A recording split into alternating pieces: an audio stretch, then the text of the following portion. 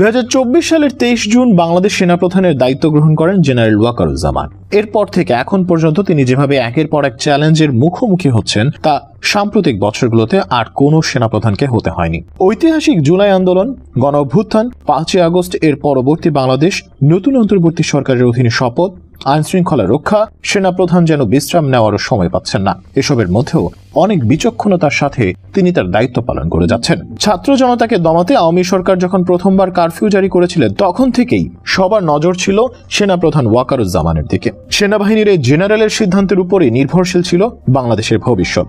একটু দেরিতে হলেও সেনাপ্রধান ওয়াকারের সাহসী সিদ্ধান্তের কারণেই ভয়াবহ হত্যাকাণ্ড ও গৃহযুদ্ধের হাত থেকে বেঁচে গিয়েছে বাংলাদেশ।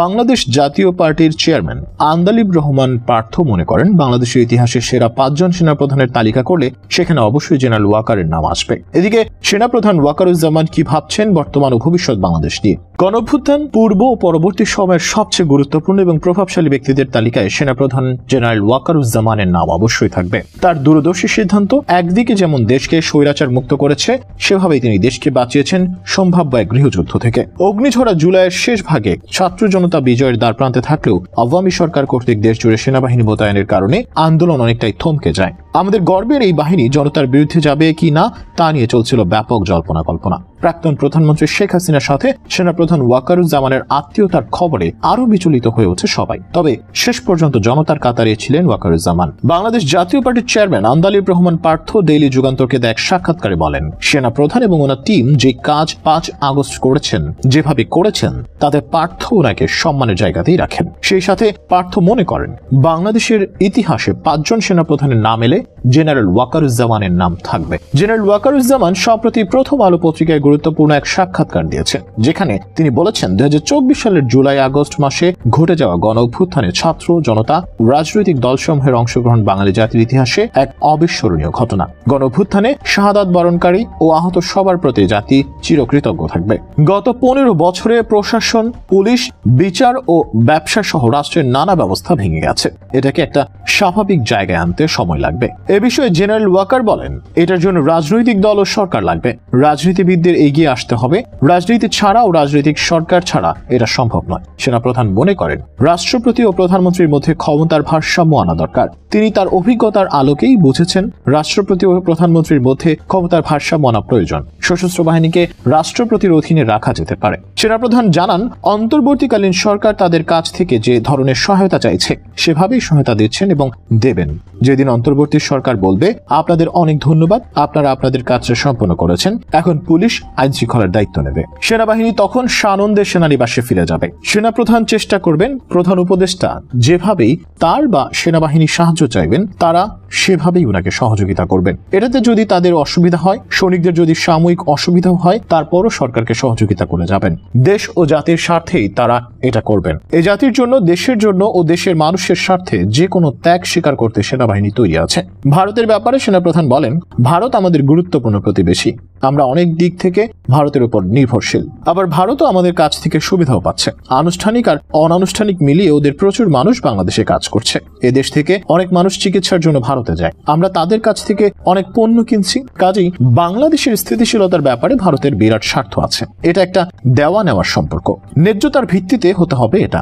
যে কোনো দেশ সবসময় অন্য দেশ থেকে সুবিধা পেতে চাইবে, এটা তো দোষ না। আমি যদি আদায় করে নিতে না পারি, দোষ তো আমারও। এই বিষয়গুলো দেখতে হবে। আমাদের ন্যায্যতার ভিত্তিতে সুসম্পর্ক বজায় রেখে চলতে হবে। জনগণ যেন কোনোভাবেই মনে না করে ভারত বাংলাদেশের উপর কর্তৃত্ব করছে বা এমন কিছু করছে যা আমাদের স্বার্থের পরিপন্থী। যে কোনোভাবেই মানুষ যেন এটা না ভাবে। চীনের সঙ্গে সম্পর্ক নিয়ে জেনারেল ওয়াকার বলেন, সবার সঙ্গে বন্ধুত্ব, কারোর সঙ্গে বৈরিতা নয়। আমাদের এই পররাষ্ট্রনীতি চমৎকার। আমাদের ভারসাম্য রেখে এগিয়ে যেতে হবে। চীন আমাদের উন্নয়নের অংশীদার। বাংলাদেশে তাদের অনেক বিনিয়োগ আছে। কাজে চীন আমাদের জন্য অত্যন্ত গুরুত্বপূর্ণ। চীনের অনেক সমরাস্ত্র সেনাবাহিনী ব্যবহার করছে, বিমান বাহিনী ব্যবহার করছে। তাদের সমরাস্ত্র তুলনামূলকভাবে সস্তা। সেনাপ্রধান জানান, আমেরিকার সঙ্গেও আমাদের সম্পর্ক ভালো। আমরা এটা বজায় রেখে চলব। সেনাপ্রধান মনে করেন সামরিক বাহিনীর অবশ্যই রাজনীতিতে হস্তক্ষেপ করা উচিত নয়। রাজনীতিতে নাক গলানোর বিষয়টি সেনাবাহিনীর জন্য ক্ষতিকর। অতীতে এগুলো হয়েছে, আমরা অতীত থেকে শিখেছি। এটা কখনো ভালো ফল বয়ে আনেনি। এজন্য সেনাপ্রধানের অঙ্গীকার হচ্ছে সেনাপ্রধান হিসেবে নিজের মেয়াদকালে তিনি রাজনীতিতে নাক গলাবেন না। তিনি সেনাবাহিনীকে রাজনৈতিক পরিমণ্ডলে হস্তক্ষেপ করতে দেবেন না। এটাই তার স্পষ্ট স্পষ্ট অঙ্গীকার। তিনি এবং তার বাহিনী মনে প্রাণে বিশ্বাস করেন রাজনীতিবিদদের বিকল্প রাজনীতিবিদেরাই, তাদের বিকল্প সেনাবাহিনী নয়। গত আগস্টে আরেফিন কবির নামের এক সেনা কর্মকর্তা তার ফেসবুক আইডিতে লিখেন, তারা সবাই মিলে জেনারেল ওয়াকারকে বলেছিলেন তারা ছাত্র জনতার বিরুদ্ধে দাঁড়াতে চান না। এই পোশাকের মর্যাদা রক্ষা করতে, নিরীহ মানুষের রক্তে নিজেদের হাত রঞ্জিত করতে রাজি ছিলেন না সেনাবাহিনীর সদস্যরা। তখন জেনারেল ওয়াকার সব সদস্যদের তার উপর বিশ্বাস রাখতে বলেন। তখন অনেকেই ভেবেছিলেন এটা হয়তো বলার জন্য বলেছেন ওয়াকারুজ্জামান। তবে পরবর্তীতে দেখা গেল সেনাপ্রধান ওয়াকার আসলেই তার কথা রেখেছেন। তার একটা সিদ্ধান্তের কারণে বেঁচে গিয়েছে হাজারো প্রাণ। কারণ শেখ হাসিনা চেয়েছিলেন শেষ মুহূর্ত পর্যন্ত কঠোর হতে, সেনাবাহিনীকে বলেছিলেন মিছিল দমন করতে। তবে সেনাপ্রধান ওয়াকার বলেছিলেন সেটা সম্ভব না। 5 আগস্ট সকালবেলা শীর্ষ আইন প্রয়োগকারী কর্মকর্তাদের সঙ্গে বৈঠকে হাসিনা বলেন, আপনাদের কঠোর হতে হবে, সবকিছু নিয়ন্ত্রণে আনতে হবে, কাজটা কিভাবে করবেন তা নিজেদের মধ্যে আলোচনা করে ঠিক করুন। যদিও পরিস্থিতি বুঝতে পেরে ঘনিষ্ঠজনেরা শেখ হাসিনাকে বলেছিলেন পদত্যাগ করাই ভালো হবে, কিন্তু হাসিনা তাদের কথা শোনেননি। পরিস্থিতি নিয়ন্ত্রণের বাইরে চলে যাচ্ছে দেখে সেনাপ্রধানও বারবার ফোন করে হাসিনাকে পদত্যাগ করতে বলেন, কিন্তু শেখ হাসিনা উল্টো বিক্ষোভ দমনে সব বাহিনীকে আরো কঠোর হতে বলেন। তবে বাহিনীগুলো এতে রাজি হয়নি। পদত্যাগপত্রে স্বাক্ষর করার আগে হাসিনা পরোক্ষভাবে 3 বাহিনীর প্রধানকে বিশ্বাসঘাতক বলেছেন। তবে শেখ হাসিনার কাছে বিশ্বাসঘাতক হলেও সারা বাংলাদেশের জনগণের বন্ধুর স্বীকৃতি পেয়েছেন জেনারেল ওয়াকারুজ্জামান, কারণ তার ওই সাহসী সিদ্ধান্তের কারণেই দেশ এক সম্ভাব্য গৃহযুদ্ধ থেকে রক্ষা পেয়েছে। সেনাপ্রধান ওয়াকারুজ্জামান সম্প্রতি বলেছেন, বর্তমানে জটিল ও কঠিন একটা সময়ের মধ্য দিয়ে যাচ্ছে দেশ। এই মুহূর্তে নিজেদের দাবি দাওয়াগুলো আমরা যেন সীমিত রাখি, সরকারকে বিরক্ত না করি, তাহলে সেটা আমাদের আইন শৃঙ্খলা রক্ষায় সাহায্য করবে। ধৈর্য ধারণ করি, ব্যবসায়ী শিল্পোদ্যোক্তাদের জিনিসপত্রের দাম নিয়ন্ত্রণে রাখা উচিত। এটা মুনাফার সময় নয়, চিরাচরিত প্রথার বাইরে গিয়ে কিছু করাটা জরুরি, কারণ দেশ তো এক কঠিন পথে চলছে। এ থেকে উত্তরণ পেতে হলে রাজনৈতিক দলকে আসতে দিন।